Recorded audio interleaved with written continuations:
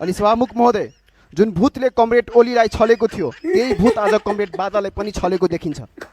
त्यसैले म सरकारसँग जोरदार माग गर्दछु, एउटा भूत झार्ने झाँक्रीको व्यवस्था गरियोस्, किनकि आज जुन अपराधी कारागारको ढोकाभित्र हुनुपर्ने थियो त्यो हस्पिटलको बेडमा छ। त्यही बेडबाट कुविचारको यो सम्मानित सदनसम्म पठाउँदैछ। भ्यू टावर त बन्यो तर किसानको खेतमा पानी पुगेन। मधेसका महेन्द्र हाइवेदेखि हुलाकी राजमार्ग जोड्ने एउटा पनि बाटो सुरक्षित छैन। हिजो मात्रै महतरीमा एसई दिएर फर्किएका 3 जना युवाहरू 2 मोटरसाइकल ठोकिँदा आगोमा जलेर ज्यान गुमाए। कसको जिम्मेवारी हो? तराईमा ड्रग्सको अवस्था भयावह छ।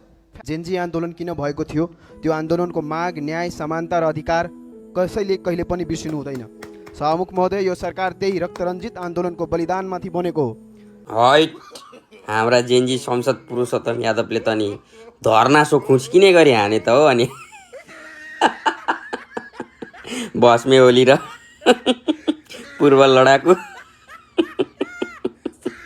बादले यो बिना वर्षाको बादल छ नि, गर्जन मात्रै गर्ने बादलेलाई त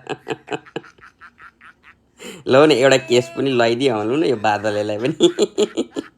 एमाले अलिक सफा हुन्छ कि। सही ढोको यार, इस्तरा ढोको नि, सन्नाटा छायो यार। छा गए गुरु, छा गए। टेणाउ टुङ टुक्स, एक बार धोखा खा चुका हूँ। टेणाउ।